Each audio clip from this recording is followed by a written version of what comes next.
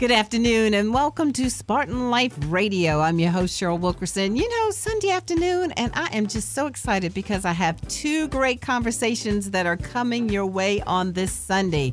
Many of you all know that I do the morning show here at WNSB Hot 91 every Monday through Friday, every morning, along with Maynard Scales. And earlier in the week, we spoke to Dean Cassandra Newby-Alexander. Of course, she's a dean here at Norfolk State University, and she's going to be part of a 4-part docu-series. It airs tonight at 10 p.m. It's going to be on the Science Channel and stream on Discovery Plus. It's entitled Underground Railroad, The Secret History. So we are going to hear that conversation that we had earlier with her in the week. We're going to hear that in the second part of the show today. So you all stay tuned for that. But first, Sabrina Brown has graced us with her presence. She is an entrepreneur. She is an author. She is an agent within the community. Sabrina, Happy New Year. Happy New Year, Cheryl. This is so wonderful. First, I want to thank Hot 91 for the opportunity to be here. And with you, I mean, you're just a staple within the community yourself. I mean, you're a legend. For me, I mean, you've been at this for quite some time, and you're good at it. Oh, thank you. But look, let's go way back to when I first met you. Can you tell that story? Now, remind me now, Cheryl, because when we first met, remind me of that, because there's been a couple of You were doing bus. You getting let's get on the bus tour. Yes. You know what? Now, see, I was going to wait for that. I wanted to do it this year, but it didn't pan out. But I love that, and I'm going to bring that back. Okay. Explain to everybody what you were doing. What we did, everyone, and this was before, we had all this podcasting and everything, but what we did, we piled onto a bus during Black History Month. Each Saturday, I did it 3 Saturdays out of the month, and we went to Black-owned businesses where the owners gave us a talk, maybe 10 minutes about how they started their business, because people were interested in finding out how, entrepreneurship works. And we also supported that business. We spent money with them. Everything was Black-owned, and then we completed that tour with having lunch at a Black-owned restaurant. It was fabulous. It really was. I don't know how you came up with the idea, but it was. And Sabrina, just a side note, this morning I was sharing with some people about there is a man in Memphis, Tennessee. I think his name is Sherman Brown. And what he has bought a 54-passenger bus, and he's outfitted it so it's like a luxury bus. What he does, Sabrina, he goes around Memphis and he gets young people that have never been outside of their neighborhoods. He puts them on the bus and takes them just around Memphis to places they've never seen, never been before in life. I absolutely love that idea. I do as well. And it's funny you should mention Memphis, Tennessee, because I know we'll get into the fact that I have a talk show, Girlfriend's Tea with Sebrina, but I just finished recording an interview with Dr. Angela Reddix. That was my third time speaking with her via Girlfriend's Tea, but she has a book, Envision Me Grow, where she went into the community of Memphis and empowered the young girls by teaching them about entrepreneurship. So her organization, Envision Me Grow, has an extension as well in Memphis. So this is wonderful. It really is. And he was just saying about how much he gets back from the young people. And, of course, obviously, they're getting from him as well. And it's his time to mentor them. So, yeah, just a fun fact I thought about. Yeah. Okay, so let's talk about your latest adventure. Tell all of the whole entire world what you are doing. You mentioned Girlfriend's Tea. Break that down for us. Well, thank you, Cheryl. Girlfriend's Tea, everyone, is an engaging community of girlfriends, and I say that with quotation marks because that's what we call ourselves, of girlfriends dedicated to inspiring, educating, and uplifting women. We are girlfriends, but however, I do interview men, but I would say 98% of the population that I interview are women. And women come with their skill sets or their subject matter expertise, and they share it with the audience. And the audience gets educated or inspired to follow in that same step. But you know what I found, Cheryl? You don't have to be in the same business. Their story is enough. Their story of triumph, their story of perseverance is enough to inspire even me to continue in my path and others to begin that path. So it's also an opportunity for them to ask questions. I mean, I of course, with virtual, I can interview anyone. Right. But there have been plenty locals like the Honorable Stephanie Morales, Dr. Keith Newby, Dr. Dawn Bell. She's a podiatrist. Jimmalyn Hewlett with her We Care Enterprises. Dr. Angela Reddick. Justino Miles is coming up for an interview, and Dr. Sonia Webb, and Ginger Simpson, Vanessa Torres with the FBI. There are just so many. So I love the opportunity to spotlight women in Hampton Roads, and some of them are not accustomed to being interviewed, and some of them are professionals at being interviewed. But it's all about their story, their passion, what they're doing. Absolutely. And, you know, when it's like that, they don't have to be a professional because they know what they're talking about because they live it every day. So it just comes out. You know, sometimes they do worry, oh, I've never done this. What? It doesn't matter. Yes. You are going to tell us. Right. You're going to talk about what you know. That's it. That's it. And I'm so glad you said that. I really am, Cheryl, because when they come on, I was once asked what makes Girlfriends Tea unique. There are a plethora of wonderful talk shows out there, but, you know, my concept when I explain to the guests is that we want to envelop you. So we have a few girlfriends that are now I call backstage, a virtual backstage. And so they have their cheering squad. So they're not there just alone cheering. So it's a warm-up session where they're welcomed by a small audience. And then we allow the audience, just like we do when it's on social media, to ask a question or two of the guests. Okay. What inspired this? What inspired Girlfriends Tea?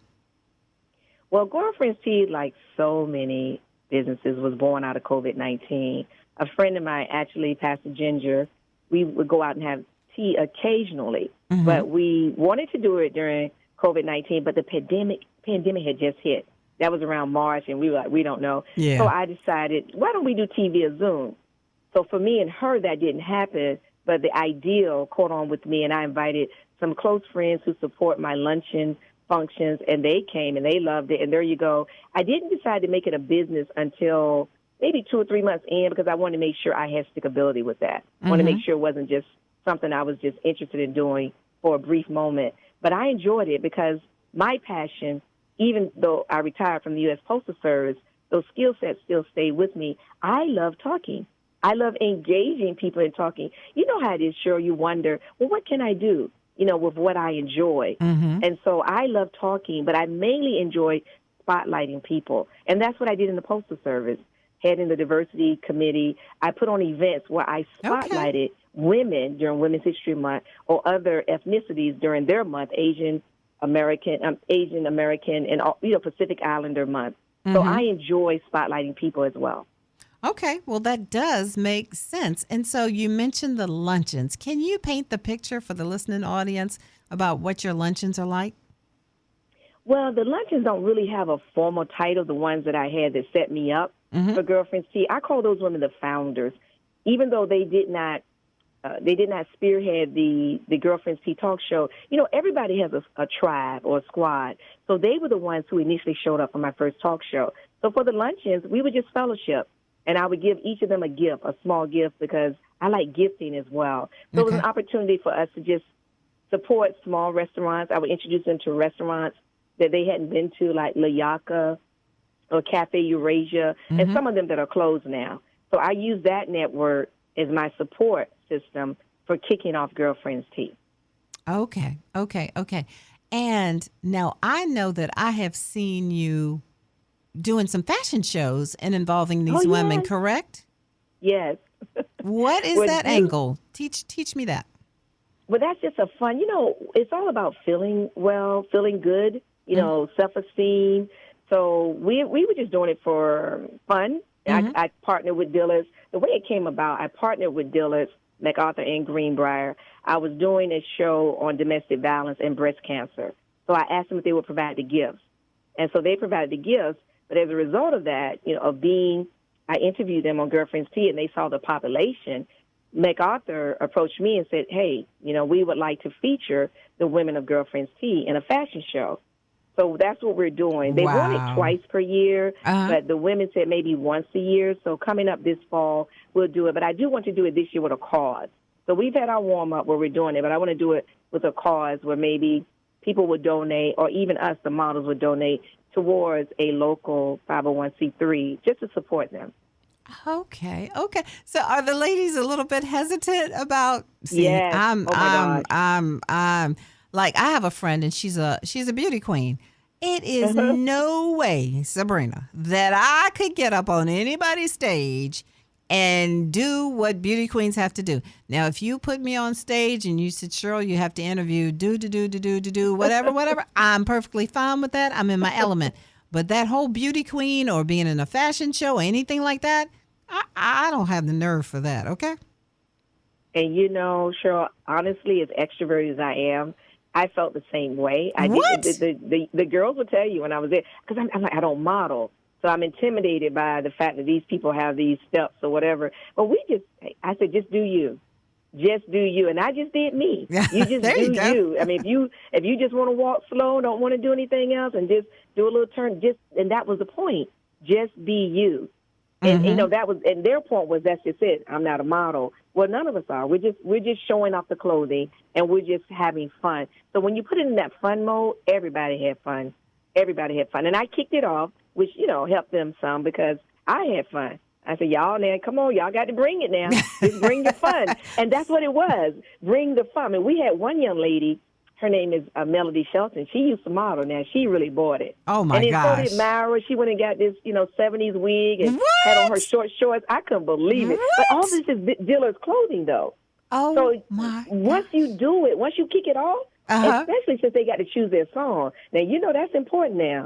That's important. It's got, because they had to play my song now. And when they got it wrong, you better believe the women waited until they played their song. Okay. Because their song is what gets them going. Right. Because they brought out their personality. Mm-hmm. It was wonderful. I mean, Dillas loved it. It looked like fun. So tell me this. What is your song? Oh, now, come on, somebody. I got several, but the one I like is A. Marie instrumental, One Thing. One Thing, because okay. I created a Wooten shuffle off of that in honor of Councilwoman Wooten winning the race. Yes. So I had already made up the steps, but I was only going to do it, in her celebration. So she won, and so I made a shuffle to A. Marie's instrumental One Thing. I love that song. It's timeless to me. Okay. It's timeless, and there are so many others. Okay. All right. So now, do you know of any people that have approached you and said, you know what, Sabrina Brown, I see what you're doing. Oh, I see what you're doing. You know what? You have inspired me. I've been sitting back. I've been thinking about so and so and so and so. But what you are doing has given me the confidence to go out and do my dream. Have you gotten any of those testimonials? I have heard it to the point where they're saying, now I don't feel this way, but they're saying, you're doing the darn thing. You're doing the darn thing, so I'm going to do it as well. Yes, I have. Not a lot. What I hear from them is keep doing what you're doing. I hear that more than anything. Keep doing what you're doing. We love what you're doing. We love how you handle yourself on the platform. They love the speakers. They love the variety of speakers because I'm just a facilitator of the conversation, as you know. I mean, you ask the questions and the guests respond, and you interject some to connect so that there's not so rote of question and then answer. But I'm just bringing out the best in the speaker. But as you know, Cheryl, the hardest part is the research on the guest. Mm-hmm, yeah. Asking those questions that appeal to them. Mm-hmm, mm-hmm. And so that's the hardest part, researching the guests to dig into their world. And I do that with each guest. I place myself in their world.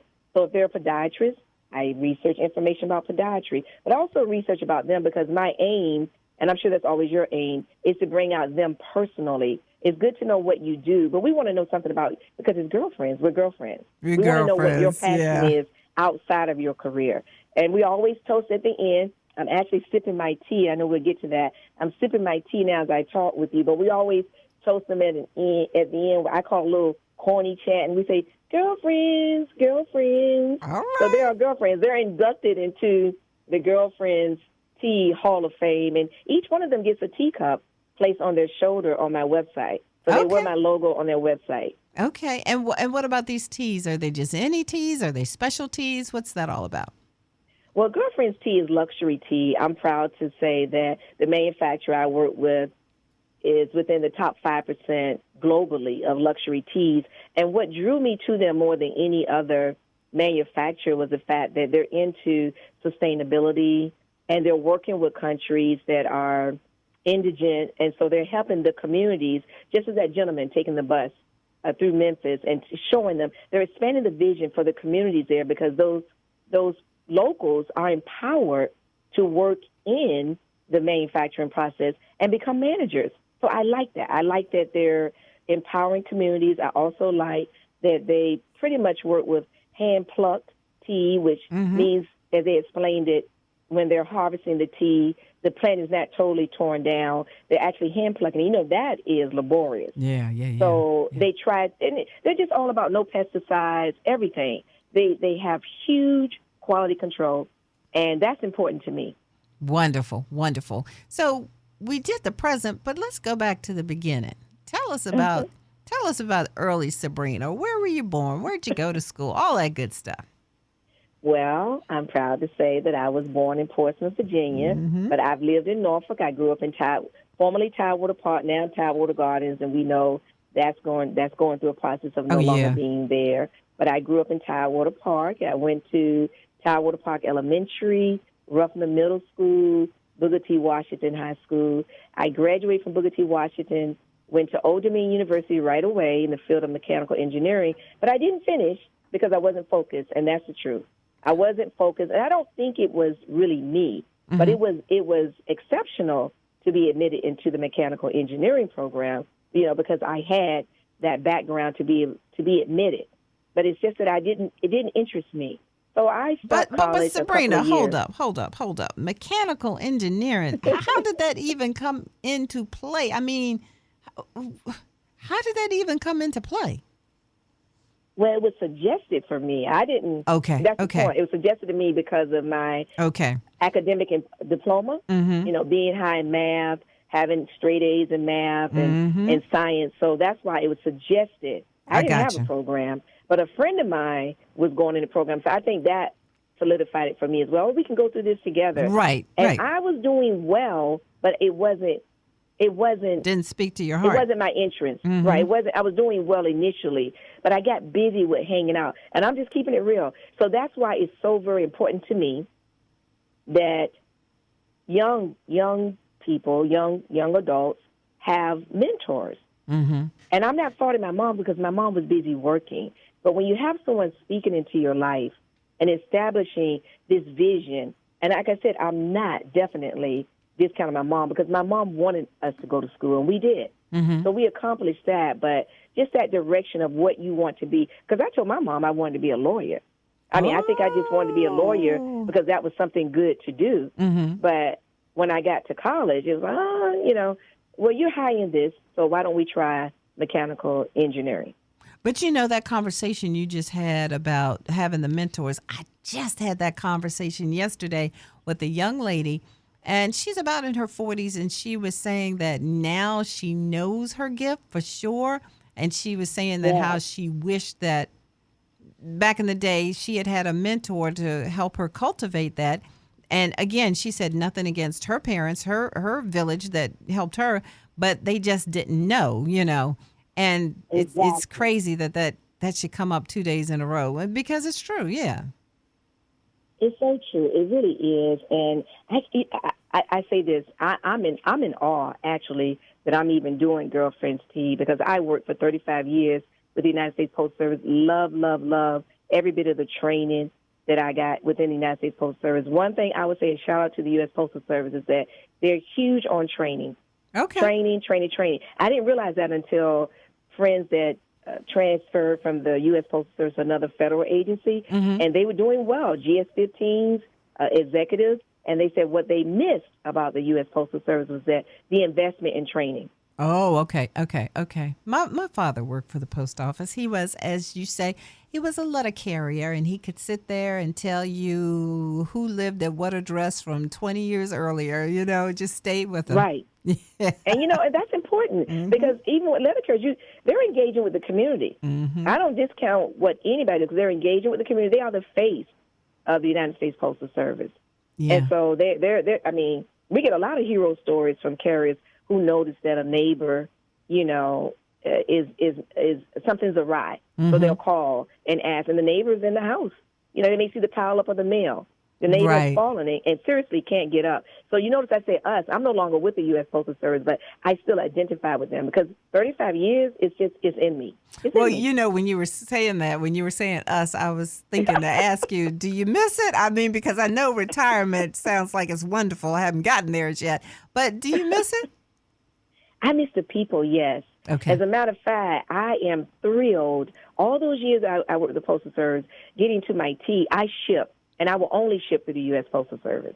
I ship through the United States Postal Service. Wow. And I'm not saying this because I retired from there, because if I didn't have anything good to say, I just wouldn't say it. That's how I operate. But I can tell you that the United States Postal Service is spot on with shipping, and I'm going to actually have someone from the U.S. Postal Service come and speak to the women of Girlfriends Tea, or anyone, actually. You don't have to be a member of Girlfriends Tea in the group, to talk about shipping. Okay. I mean, do you have most people don't know that there's a USPS representative that will work with you for free and educate you on how to ship. So when it became my turn to do the shipping, I actually met with the local rep here. Awesome. But I felt like the customer then, because I wasn't used to being on the customer side of USPS. Well, and so how do you feel about the stamps that are going out, the Black history stamps that the post office puts out? They're doing a good job with that, you think? I think so. Mm-hmm. I've always supported. I always hosted, wherever I was able to, Black History Month events, and I love it. It was beyond the stamp. It was an opportunity for us to connect. I would do it at HBUs. I would do there. So Norfolk State. I would do events there. Hampton University. It was an opportunity for us to connect with the community. So I loved it. But I did it for all. Asian American, Pacific Islander, Women's History Month. In June, I created my own Men's History Month. They don't have anything for men, but I did it. I would honor men in health or whatever men were typically interested in. And, I had a friend, and one day he was talking about the United States Postal Service, and he was like, I know people complain about it. Now, this was before COVID. He says, I know people complain about it and the mail and everything. He says, but the way that our mail can go across our country in just a matter of days, and the amount of money that you spend is far superior to other countries where you spend an arm and a leg to send something, and it might take months to get there, And I started thinking about that thing. I said, you know what? He might have a point about that. We fuss about the Postal Service, but if we were to look at how it runs in other countries, other nations, we would say, oh, we've got it good here. And now after this pandemic, I know people are complaining about their mail or whatever. But you know what? Those postal workers, those letter carriers, they're on the front lines like other people, the essentials that we are talking about. The postal workers are right out there with them. Absolutely, and I can say I am, and then I know I'll transition back to Girlfriend's Tea, but I can say this: I am proud, and I'm saying this to be a shipper for Girlfriend's Tea, my luxury tea. They have been spot on. I mean, no delays, and I've been shipping since April. I haven't had one delay, not one. There you go. Yeah. I think we need to look at them in a different light. I think, a lot of times, Sabrina, I think we're a little spoiled here in the United States, and we just don't get it. Yeah. If you're just joining us, I'm speaking to Sabrina Brown. She has come up with this amazing concept. It's called Girlfriends Tea, and she's just telling us all about it. And so if people want to get involved, tell us how they can do that. Thank you. Well, you can follow us on my Facebook page because that's public, Girlfriends Tea with Sabrina, or on IG, Girlfriends Tea with Sabrina. The private Facebook group is open to women only, and that's Girlfriends Tea with Sabrina. And the reason I encourage women to join is because we're transitioning from doing our primary interviews. I'll still do interviews, but I'm transitioning from doing primary interviews from social media to Roku. So I'm pleased to announce right here on your station that we are going to be interviewing Jewel Tankard. Jewel Tankard, jeweltankard.com. Some people may know her from reality TV show. She's also the wife. They have a church of Ben Tankard, gospel artist Ben Tankard. So we'll be interviewing her. She has a new book, The Mind of a Millionaire. So when her publicist contacted me, it was with that in mind of talking about her new book, The Mind of a Millionaire. So I'll be interviewing her on February 4th at 6 o'clock p.m. Now, those seats are taken, but if you're in the private Facebook group, you will be the first, the women of Girlfriends Tea will be the first to have an opportunity to have a seat in the virtual tea room with our guests. Okay. So they will see the interview before it actually airs. So it's a new concept for the women of Girlfriends Tea. So I've had to pull teeth to get them going. So I think I'm going to show them a clip from one of the interviews where the women were there, and then they'll get it then because they're used to me going live on in the Facebook group. Okay. And what else do you have up your sleeve? Oh, my goodness. What else do you have up your sleeve for Girlfriends Tea? You are working this. Well, thank you. We have a conference coming up on Saturday, the first Saturday. I believe it's April 9th, the first Saturday in April, where we're going to have Dr. Angela Redis as the keynote speaker, Pastor Ginger Simpson from Relevant Church.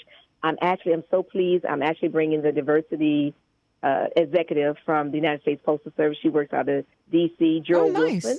She'll be speaking with us. And Creta Leager, I want to make sure I have her name right.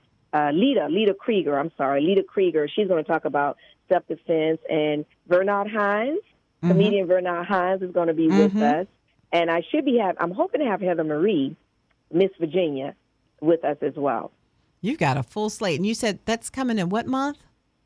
April, the first Saturday in April. April 9th. April. How far do you see yourself taking Girlfriends Tea? What's the limit? Wow. That's a good question. It's April 9th. I think it's first Saturday. Sabrina, we can't hear you. I think you moved or adjusted your phone or something. Can you hear me? There you go. Go ahead. Okay. I'm sorry. I was looking at the date to confirm it. It is April 9th, but of course it's not the first Saturday in April. Well, I'm excited about Roku, so I can only say this. I tested the market because I don't officially kick off on Roku as far as posting an interview every week. I tested Roku by just posting my commercial, which is just 37 seconds long. And according to the content manager on the network, which is Global Vision Network, also called Poolside Cooking, I don't know if you're familiar with Jimmy Hewlett, but she has her own network. But my commercial has been up for maybe 3.5 weeks now, and it's close to 1 million views. Oh, wow. And we're talking a 37-second commercial.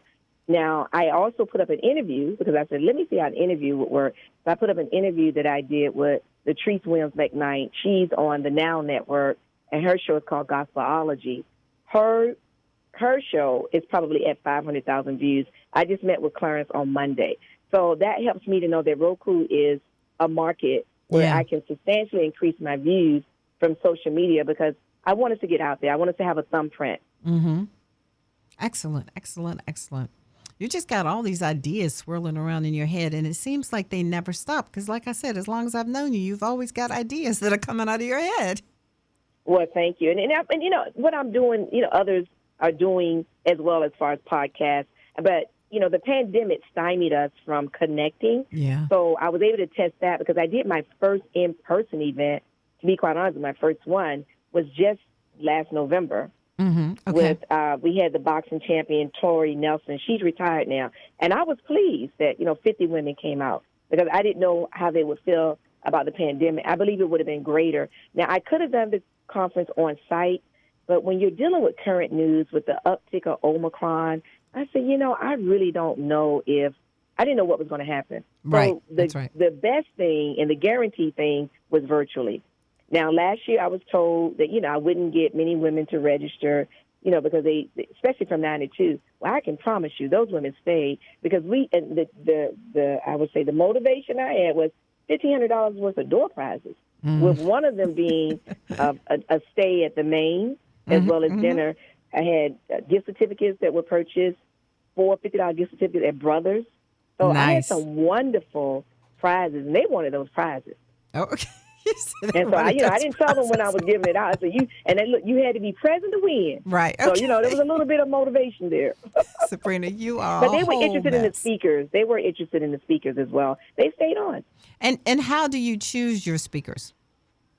Well, it's for me. It just comes to mind of what category, you know, do I want to speak on? And then the people, obviously, that I know. Okay. But for some of them, like last year, I didn't know the two judges out of Alabama. And forgive me, I should know their names, but I don't. The two judges, Marilyn Dunson is one of them. Marilyn Dunson and her sister, they were two black judges out of Alabama, and they were outstanding. I mean, the women. I mean, 99% of the women rated it as excellent. And what kind of judges were they? What did they judge? Well, no, they were circuit court judges, like circuit court. I'm going by memory, but Samaria Dunson, I just pulled up their bio, and Loria James. They're out of Montgomery, Alabama, and they sit on the court. So what I like about it is that they were there to inspire the youth. They could have moved on. They said that they could have moved on to somewhere else, but they became famous because they were both sisters and sitting, on as judges on the bench. Nice. If you're just joining us, Spartan Life Radio, I am speaking to Sabrina Brown. She is the brainchild behind Girlfriends Tea, and she's telling us all about it. Who is your dream interviewee? Who is it that you like? If I came to you right now, Sabrina, and I said, Sabrina, you can have anybody in the entire world, past or present. Who is that dream interview with? Well, because some people, like to encourage me and tell me, now, come on. Now, you know who that would be, Oprah Winfrey. Okay. That would be I didn't know Winfrey, if you were going to say I that. Would want to learn. No, because I would want to learn from her. Okay. Not so much. Now, for a speaker, it would be for me. It would be for me because, of her being the trailblazer in the area of hosting a talk show. But I could name so many others, but I would say Oprah Winfrey, hands down. I thought you were going to say either one of the Obamas. I didn't know about that. Yeah. Yeah. Don't think I hadn't thought Michelle Obama. For sure. Oh, don't think. And actually, I'll give you another one because I asked her to speak at last year's conference, but she couldn't do it. Oh, my God. Now, see, I got a brain fog now. Okay. I know her. I'll show you better than I can tell you. Okay. The one who helped them take Georgia. Stacey Abrams. Stacey. I wanted Stacey Abrams, and she couldn't do it because she was on a book tour, but I actually approached them again. So I'm hoping to get her. And that is correct. She has written some novels, like 2 or 3 of them. Am I correct, Sabrina? 2 or 3 novels. Well, I don't know how many she's written, but I do know when I wanted her last April, she was kicking off her book tour. Yeah. And so it took them. They didn't tell me no immediately. They were actually trying to get her for me. So I appreciated that. So I reapproached them this year, but I told them, hey, it doesn't have to be for this conference because last year was about the conference.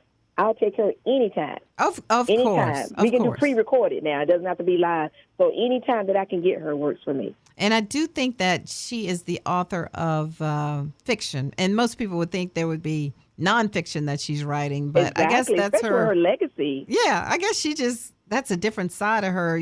That's maybe her outlet. Maybe say it like that, something like that.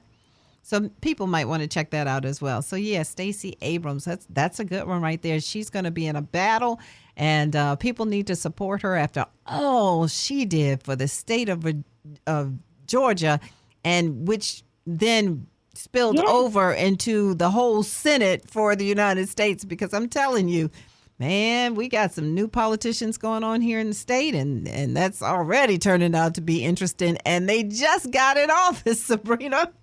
I know. And we don't want to go there because I know that's a whole other subject. That's a whole other subject. Her up, and she has a book called Lead from the Outside: How to Build Your Future. But I really like how she turned this. I tell you, she set a wonderful example for all of us. How she turned what we might consider lemonade. Yep. Lemon into lemonade. Imagine. And I know it wasn't just her, but she led that effort. Effort. Imagine that you say, Sabrina says, okay, I'm going to run for governor.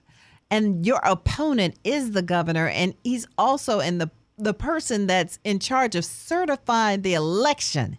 I mean, you would just think you don't have any chance whatsoever. But you know what? You're exactly right. She didn't take it that way at all. And look what she did. It is. I try to tell people every day when I do this. That's a movie right there. That's a Hollywood story right there. That's a movie. That's a movie. It really is. And Sabrina, when you can create a movement, like even though Obama did, President Obama, but you can create a movement. I mean, we had never seen, not in our day and time, seen people come out to the polls like that.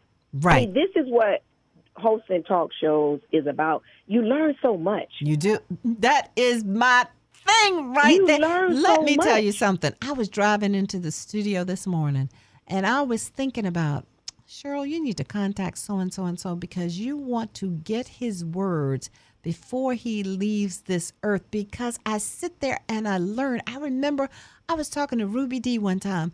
Sabrina, she sat back in that chair. She looked at me. She says, man, you got me remembering so many things that I had forgotten. Sabrina, that was like she had deposited $1 million in my bank account for me. Okay? That's what that was like for me because I learned so much. You do. It's just, even though, and I want to make sure before we end, girlfriendstea.com, everyone, girlfriendstea.com. You click on shop now. You get my teas. I want to throw out for my teas. I uniquely named all of them, Bella the Ball, Apple Spice Divine, the other bourbon, and it doesn't have any alcohol in it. Those are some of the most popular ones. But, Cheryl, when you look at what they deposit, those speakers, like you said, you learn so much, but it's also, they relive it. Like, for example, I pre-recorded, and that's coming up in February, I pre-recorded Joaquin Joyner. Now, he's from Norfolk. I didn't know that before now. I saw him play at Brothers. I saw him play at the Jazz Legacy Foundation event at the Renaissance. Right. But I didn't know that about him. But through research, guess what? He's a saxophonist, a flutist, but I didn't know he was an author. But get this, sci-fi. And so I asked about it. Now, how do you go to sci-fi from being a jazz? And he's good at it. Do you know that Stephen King interviewed him? Oh, wow. Stephen King. How cool That's is a that? big deal. Yeah, it is. For someone who's not a professional writer. He said, he just put his thoughts down and got an editor. That's the American way. Well, I'm just hoping that you coming on today has inspired people. Once again, tell them all about Girlfriends Tea. We've got a few minutes left in the show. Tell them all about it and how they can connect with you.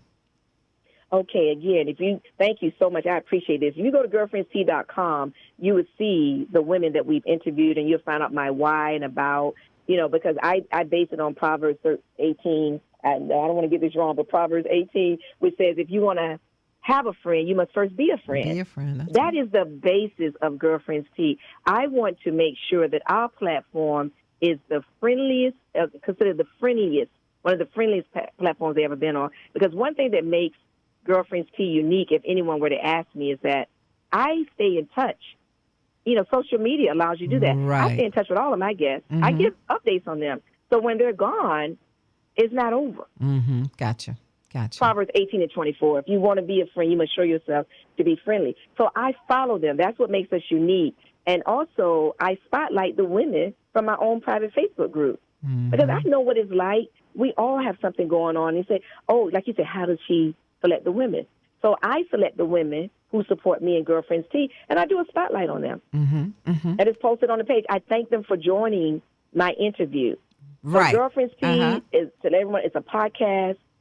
I'm also going to take it on an audio podcast. I'm going to start doing that, Spotify, various platforms. But I also have the tea. And the reason I wanted to do the tea line is because initially I always say, join us for a cup of tea while we listen to our guests. Right. I just said, God, I can't have my own tea line. I said, I did my album, The Test, as you know, spoken word, but I never delved into it in the retail area, and I thought it wasn't within my reach. But I stepped out on faith, did my research, and said, man, not only did I do the tea line, but I came out with 12 different flavors. I didn't just start with one tea. I came out with 12 because I wanted to have a variety. There you go. Sabrina Brown, once again, just give out a IG handle or a phone number or a website or whatever so people can get to you, please. Thank you again. Girlfriendstea.com, girlfriendstea.com. You can click on Contact Me from there. If you want to write me directly, girlfriendstea info, girlfriendstea@gmail.com. You can follow us on our Facebook page, Girlfriends Tea with Sabrina. On IG, Girlfriends Tea with Sabrina. Join the private Facebook group. Y'all come in droves and meet the new girlfriends in the Girlfriends Tea with Sabrina private Facebook group. Because there's a difference between the group and the page. Okay. The group is where we get it in. There's more interaction in the group. Thank you so much. Don't you all go anywhere, because here on Spartan Life Radio, don't forget, you're going to hear the conversation that myself and Maynard Scales had earlier in this week as we spoke to Dean Cassandra Newby-Alexander. She is going to be a part of a 4-part series, docu-series. It airs beginning tonight. You don't want to miss it. Thank you all so much for your time today. Oh, by the way, the name of the docu-series, I should tell you, that is Underground Railroad, The Secret History. It will be on the Science Channel, and it will stream on Discovery Plus. So check that out. I'm Cheryl Wilkerson. Don't you go anywhere. That conversation is coming up. It's Spartan Life Radio. It's the new sound of Hot 91, the soul of VA Maynard. We have a very special guest on the line this morning. We do, in fact. We have Dr. Cassandra Newby-Alexander. Let me say this. Okay. Well, and before the dean gets an opportunity to speak. So I first came to Norfolk State, and my roommate had got like a little tonsillitis or something, right? Okay. And I went to the hospital that was here on campus back in those days, and they wanted to keep me. And I was like, I'm not staying over having a cold. And so I went to, they said, go next door to this other place. There's a doctor in there that'll see you. And it happened to be Dr. Keith Newby. This is my first brush with the greatness of the Newby family. Of the Newby family in Norfolk. That's right. But we have Dr. Cassandra Newby-Alexander. Good morning. How are you? Good morning. How are you? Excellent. Excellent. So we're with you today because you got more greatness to discuss, right? I mean, if I were a cynical person, I would say, y'all so great, you're just getting on my nerves. But this is a really important thing. We were talking about the sesquicentennial a little bit earlier. What was that? Was that 2011, 2010? 2019. Oh, you're talking about the sesquicentennial. That was looking at the 150th anniversary of the Civil War. Oh, I see. And so that was in 2015. And in keeping in the mind of talking about, for instance, the Civil War or just the history of America, a large piece of the history of America has long the story just hasn't been told as it should, but it's the secret history. And at least that's the docu-series that you're a part of, which is essentially discussing the Underground Railroad. Yes, and that is what is so exciting. And I guess part of my life's work is not only to really bring to light this incredible history of our Commonwealth that includes African Americans in a very substantial way, but talking about the activities of the Underground Railroad. You know, William Still, who's the premier conductor, not conductor, excuse me, but the station manager of the Underground Railroad in Philadelphia. And he's the one who recorded over 700 plus escapes of individuals from Virginia, Maryland, Delaware, and a few places in the lower South. He is the one who named Norfolk as the southern depot of the Underground Railroad. So I knew that there were a lot more activities going on than even he documented, and we've been finding out so many. And Norfolk is really connected with the nation because some of these individuals who escaped became prominent in areas in New Bedford and Boston, as well as in Montreal, Toronto, and other places, both in Canada and in the United States. So, Dean, I think that when we hear that this docu-series called The Underground Railroad, The Secret History, so when we hear the average person says Underground Railroad, we think we know that story, but I think that you are going to present to us that we really don't know the story. No, because there is a stereotype that in some ways was, even started before the end of the Civil War, and it continued that people were underground all the time. And if you go to a lot of northern towns, everybody is supposed to have a house that was utilized for the Underground Railroad, which is generally not true.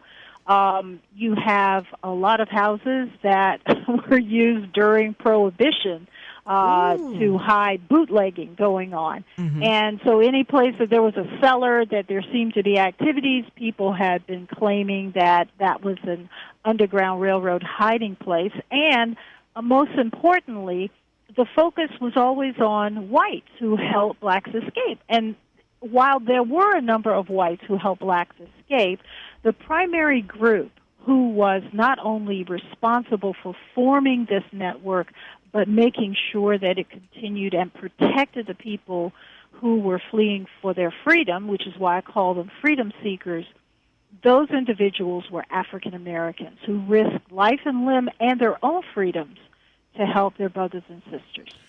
I think another common misconception is, I don't know if it's a misconception, but I think that the name Harriet Tubman and Underground Railroad for many people are the same thing.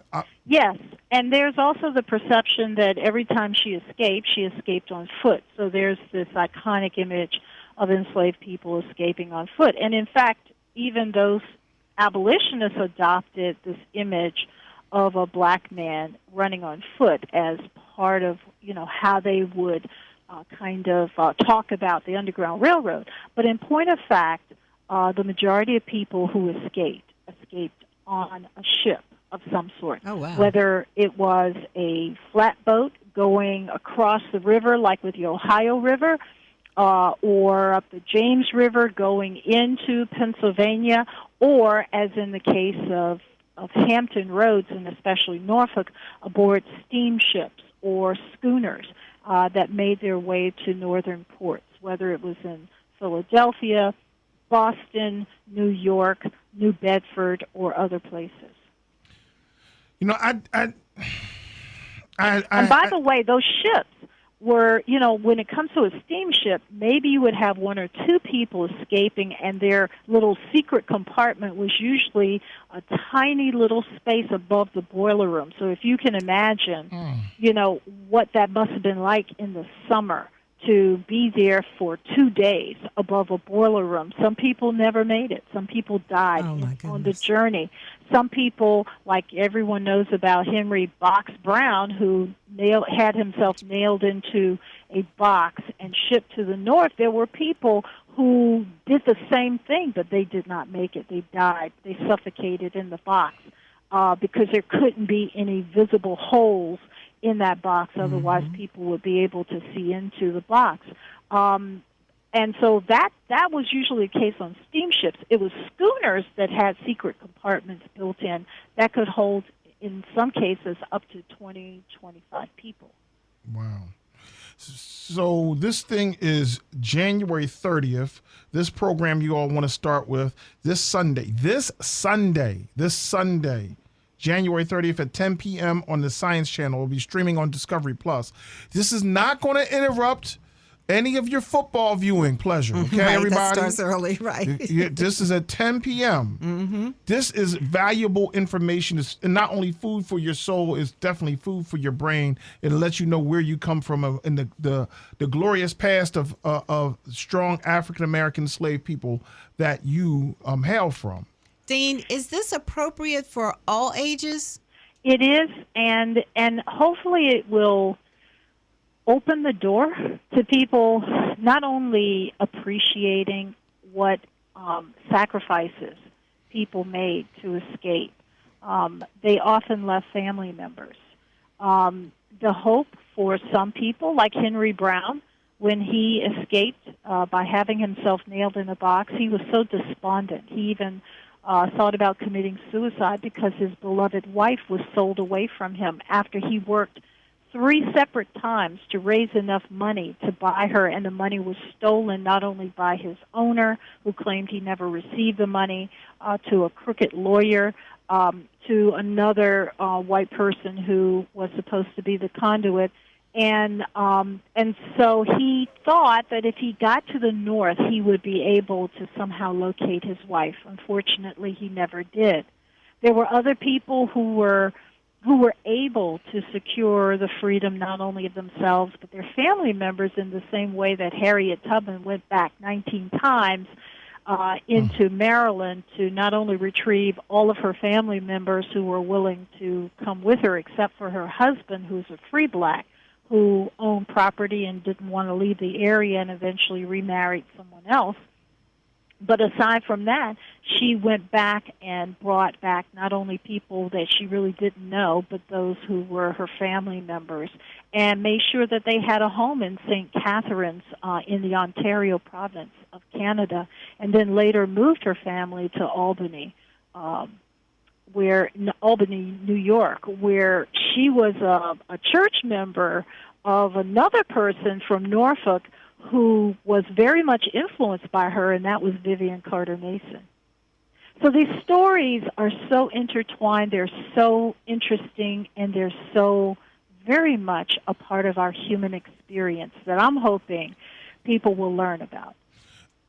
I'm afraid to even say this, but we did have a story earlier that our governor has decided to, set up a hotline for to discuss or report on teachers who are teaching what's considered critical race theory. This is not critical race theory. This is just the true history of America. Is that what we're talking about? Not only that, but the governor's definition of critical race theory is any information about race that makes white people feel uncomfortable. And so, I'm sorry, but history is what it is. Correct. If it makes you feel uncomfortable, Correct. then perhaps you need to reevaluate why you're feeling uncomfortable. Mm-hmm. But history takes no prisoners. It is exciting. It is filled with all kinds of contradictions and amazing accounts. For example, when they were renovating St. Mary's Church, they found a tunnel, and there were no documents in the city records that any kind of sewage system had been built. But this tunnel was clearly built sometime in the 1840s. It was brick lined, so they looked at the bricks and they knew about the age of the tunnel from the bricks.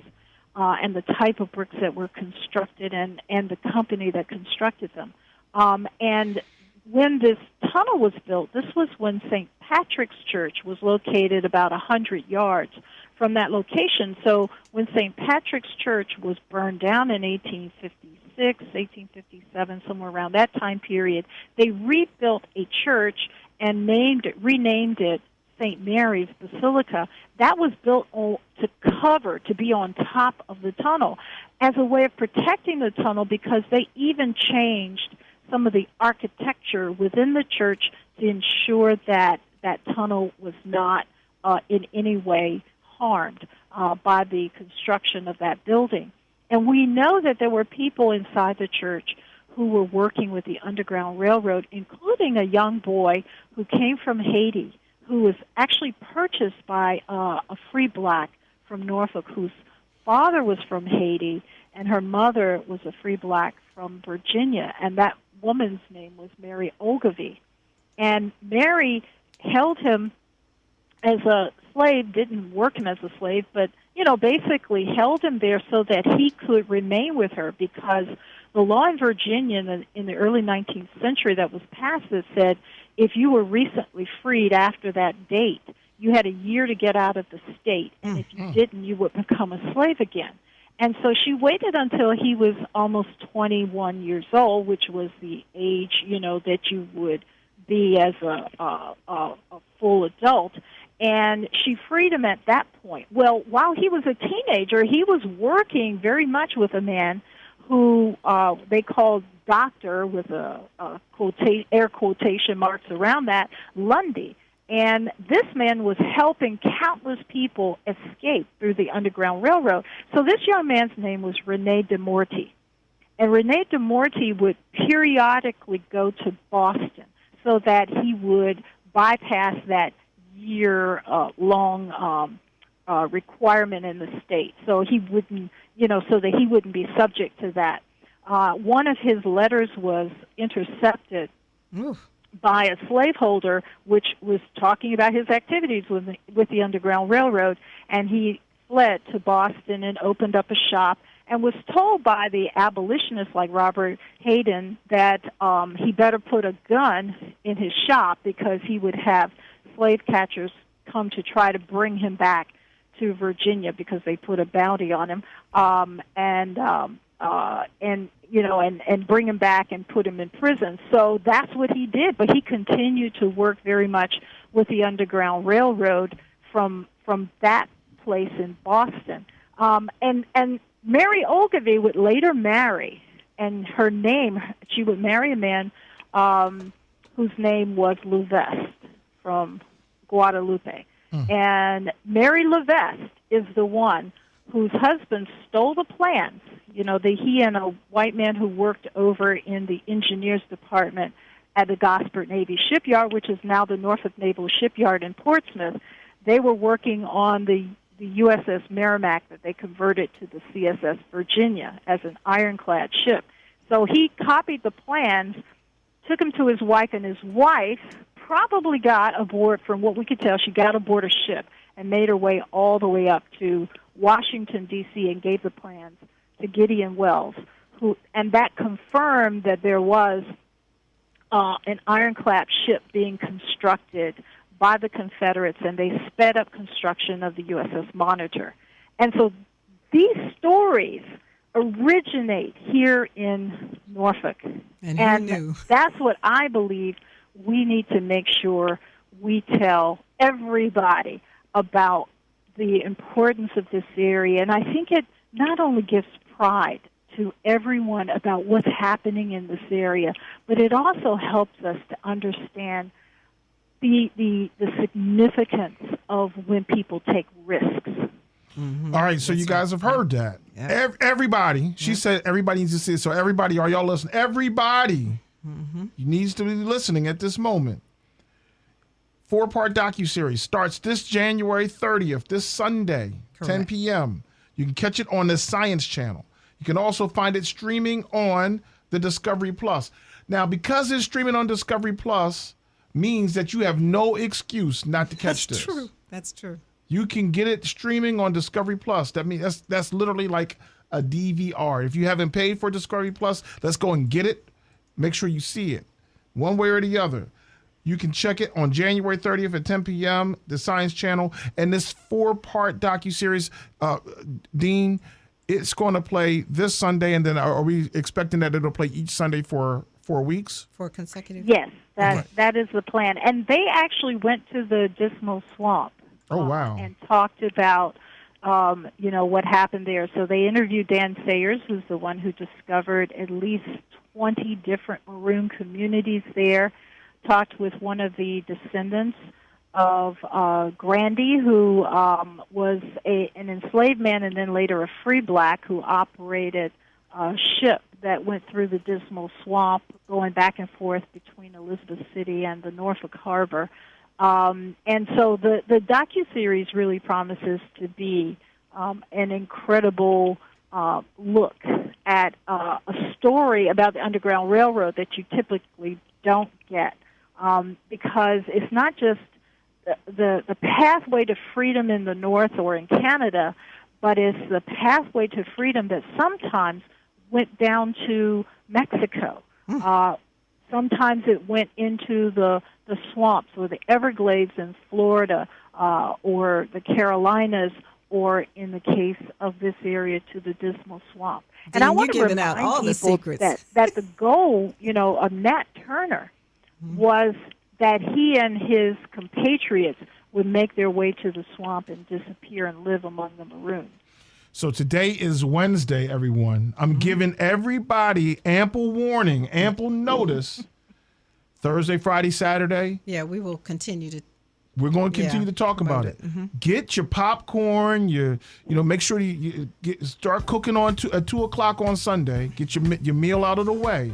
So come 10 p.m., you can sit in front of the television with your children. Correct. Tell a friend to tell a friend that we're going to do this at 10 o'clock. And listeners, there will be a quiz on Monday morning. It's going to be a watch party on Sunday night. That's right. And it's going to be a quiz on Monday morning. That's right. Dean Newby, we want to thank you so much for your time this morning. Well, thank you. I enjoyed telling these stories that really reflect my passion. And so hopefully people will learn a little bit more and become even more excited and read some of the books about the Underground Railroad. Dr. Cassandra Newby-Alexander, everyone. She is a treasure to the community. She's a treasure to the nation. Yeah. She knows what she's talking about. Thank you so much. It's your new sound of Hot 91, the soul of VA.